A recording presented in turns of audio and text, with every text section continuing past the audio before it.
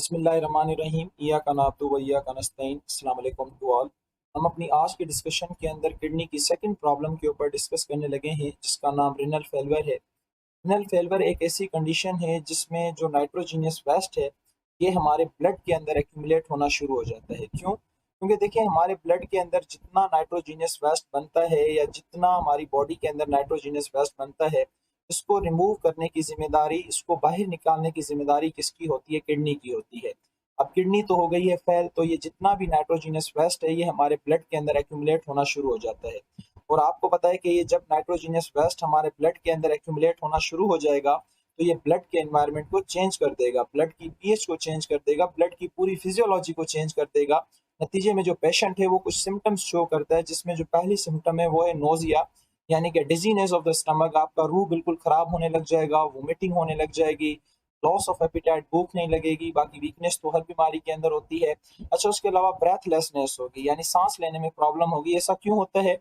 क्योंकि देखें, किडनी का काम सिर्फ एक्सक्रीशन करना नहीं होता, नाइट्रोजीनियस वेस्ट को निकालना नहीं होता। किडनी हमारी बॉडी के अंदर वाटर के बैलेंस को भी मेंटेन करती है, साल्ट के बैलेंस को भी मेंटेन करती है। तो वाटर जब बॉडी से बाहर नहीं निकलेगा, तो वो आपकी कैविटीज के अंदर जमा होना शुरू हो जाएगा। पहले एब्डोमिनल कैविटी, पेट के अंदर, फिर ऊपर जाने की कोशिश करेगा थोरेसिक कैविटी के अंदर, जहाँ पे आपके लंग्स होते हैं। तो लंग्स प्रॉब्लम हो सकती है, नमूनिया हो सकता है, तो नतीजे में ब्रेथलेसनेस भी हो सकती है।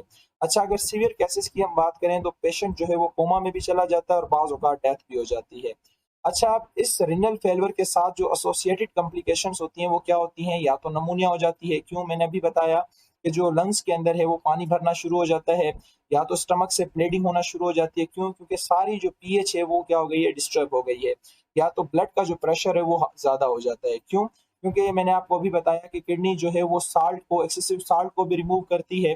तो जब साल्ट आपके ब्लड के अंदर रह जाएँगे, तो वो आपके ब्लड के प्रेशर को क्या कर देंगे? इंक्रीज़। और जब भी ब्लड का प्रेशर इंक्रीज़ होता है, तो आपको पता है कि आर्टरीज़ जो हैं वो फटने लग जाती हैं, रप्चर होने लग जाती हैं। नतीजे में ब्लड के क्लॉट बनते हैं, हार्ट अटैक वगैरह के चांसेस, ब्रेन स्ट्रोक के चांसेस ये हमारे बढ़ जाते हैं। तो इसलिए कभी-कभी कोमा में इंसान चला जाता है, या फिर सीवियर केसेस के अंदर डेथ हो जाती है। तो खैर, किडनी प्रॉब्लम या रिनल प्रॉब्लम जो है, ये एक बहुत बड़ी प्रॉब्लम है। अल्लाह ताला इस प्रॉब्लम से हर किसी को बचाए। अच्छा, अगर खुदा ना खास्ता किडनी फेल हो जाती है, रिनल फेल हो जाती है, तो इसकी ट्रीटमेंट के लिए हमारे पास 2 मेथड हैं। एक है डायलिसिस, या तो आप डायलिसिस करवाएँ, और दूसरा मेथड ये है कि आप किडनी ट्रांसप्लांट करवा दें। हम समझते हैं कि डायलिसिस किसे कहा जाता है और किडनी ट्रांसप्लांट हम किस तरह से करवा सकते हैं, उसके लिए क्या-क्या कंडीशंस जो हैं वो रिक्वायर्ड होती हैं।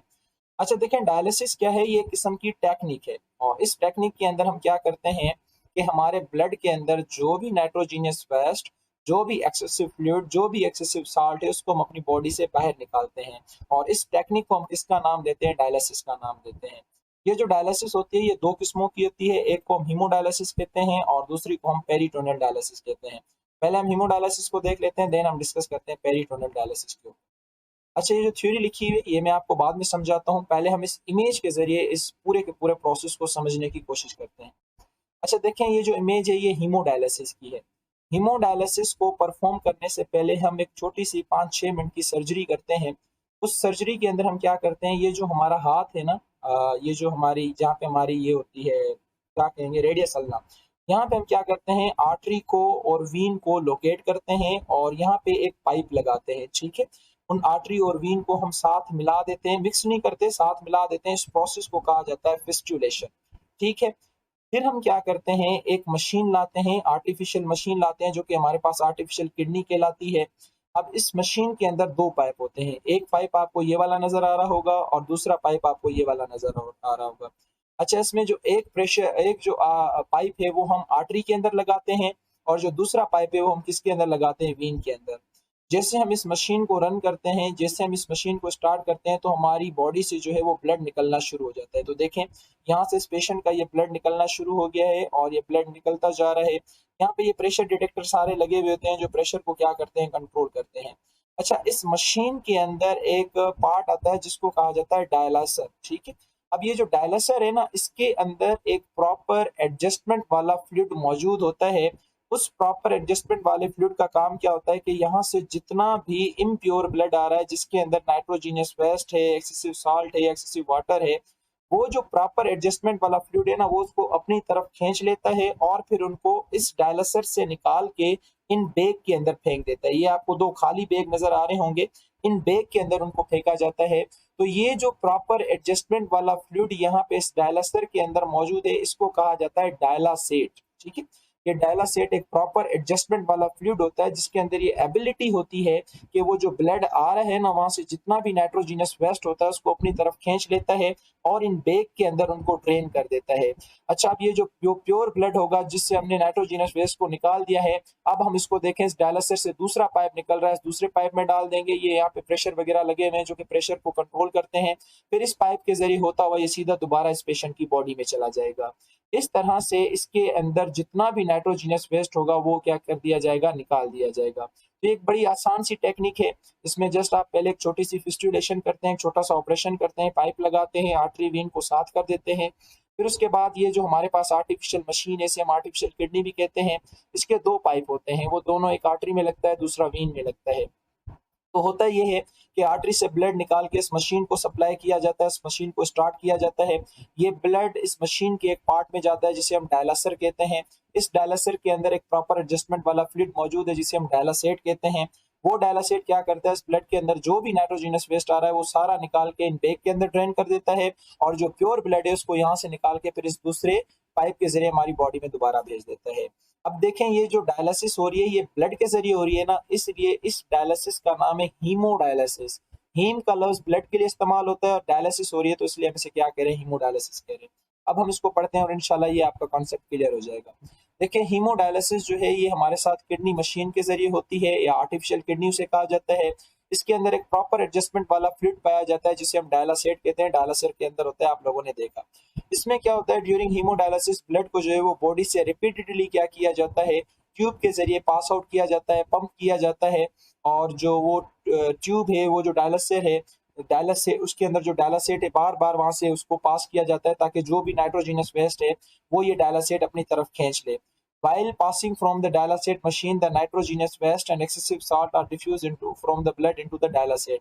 जितना भी एक्सेसिव वाटर होता है या साल्ट होते हैं या जो भी नाइट्रोजिनस वेस्ट होता है वो ब्लड से निकाल के डायलासेट में आ जाता है। फिर डायलासेट के नीचे आपने देखा था 2 बैग मौजूद थे और ये फिर बैग में जाके गिर जाता है।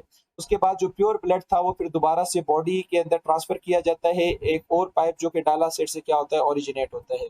अच्छा, इस प्रोसेस को परफॉर्म करने के लिए तकरीबन 6 से 10 घंटे लग जाते हैं और ये वीक में जो है 3 बार होती है। ये डिपेंड करता है पेशेंट के ऊपर, उसकी किडनी की परफॉर्मेंस के ऊपर। लाजमी नहीं है कि हर किसी के साथ इतना टाइम ड्यूरेशन हो या फिर इतना वीक के अंदर 3 बार ये करवाई जाए, डिपेंड करता है पेशेंट की कंडीशन के ऊपर। अच्छा, उसके बाद हमारे पास जो नेक्स्ट जो वो है डायलिसिस है, वो हमारे पास पेरिटोनियल डायलिसिस है। ये भी बहुत आसान सी है, इसमें भी कोई ऐसी खास चीज़ नहीं है। देखें, ये जो पेरिटोनियल डायलिसिस है ना, ये किस तरह से होती है, इसके लिए हमें तकरीबन एक 30-40 मिनट का ऑपरेशन करना पड़ता है। हमारी जो एब्डोमिनल कैविटी होती है ना, ये जो हमारी पेट वाली कैविटी है, इस पेट वाली कैविटी के अंदर हम एक किस्म की ट्यूब पास करते हैं। इस ट्यूब को कहा जाता है कैथीटर, जो यहाँ पे आप लोगों को नजर आ रही होगी।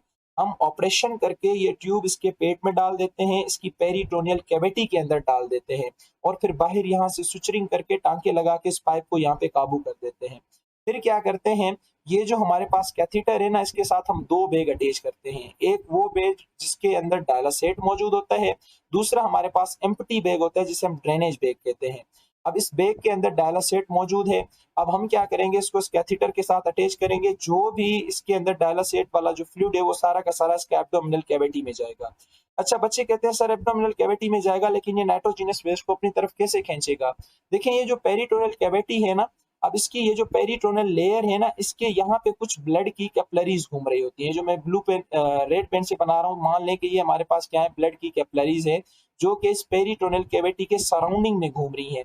अब ये पेरिटोनल कैपिलरीज जो हैं ये क्या काम करती होंगी, यहाँ पे ये क्या कर रही होंगी, ब्लड को ला रही होंगी और इस ब्लड के अंदर क्या मौजूद है, नाइट्रोजिनस वेस्ट मौजूद है। और इस फ्लूइड के अंदर, प्रॉपर एडजस्टमेंट वाले फ्लूइड के अंदर ये एबिलिटी होती है कि जो भी नाइट्रोजिनस वेस्ट इन पेरिटोनियल कैपिलरीज के अंदर मौजूद होगा ये सारा अपनी तरफ खींच लेंगे। देखें, अभी इसका कलर कैसा है, बिल्कुल इस तरह का कलर है, ब्लू, लाइट ब्लू कलर है, क्योंकि अभी ये प्योर डायलासेट है। जिस तरह से ये नाइट्रोजिनस वेस्ट को इन कैपिलरी से खींचेगा तो उसका कलर इसकी तरह हो जाएगा, यूरिन शेप का हो जाएगा ना। तो उसके बाद फिर हम क्या करेंगे, जो भी नाइट्रोजिनस वेस्ट इस पेरिटोनियल कैविटी के अंदर होगा फिर हम इसको दोबारा से इस दूसरे बैग के अंदर, ये जो हमारे पास दूसरा ड्रेनेज बैग है, इसके अंदर हम इसको निकाल के बाहर फेंक देंगे। तो इस टाइप की डायलिसिस को क्या कहा जाता है? पेरिटोनियल डायलिसिस कहा जाता है, क्योंकि ये पेरिटोनियल कैविटी से होती है। बड़ी आसान सी है, आपने जस्ट ऑपरेशन करना है, कैथीटर जो है वो अंदर इंसर्ट करनी है, बाहर सुचरिंग कर देनी है ताकि ये पाइप निकले ना। दो बैग अटैच करने हैं, एक के अंदर डायलासेट होता है, दूसरा एम्प्टी होता है। डायलासेट को पेरिटोनियल कैविटी में छोड़ देना है और इस पेरिटोनियल कैविटी के सराउंडिंग में जो है वो कैपिलरीज घूम रही होती हैं, ब्लड की कैपिलरीज, उनके अंदर ब्लड होता है और उसी ब्लड के अंदर नाइट्रोजिनस वेस्ट, एक्सेसिव साल्ट होता है, वो सारा निकल के इस पेरिटोनियल कैविटी के अंदर ये जो डायलासेट है ये इसको खींच लेता है अपनी तरफ। फिर जो भी हमारा जो नाइट्रोजिनस वेस्ट होता है पेरिटोनियल कैविटी से निकाल के इस ड्रेनेज बैग में डाल दिया जाता है। इस इमेज के अंदर आप लोगों को नजर भी आ रहा होगा।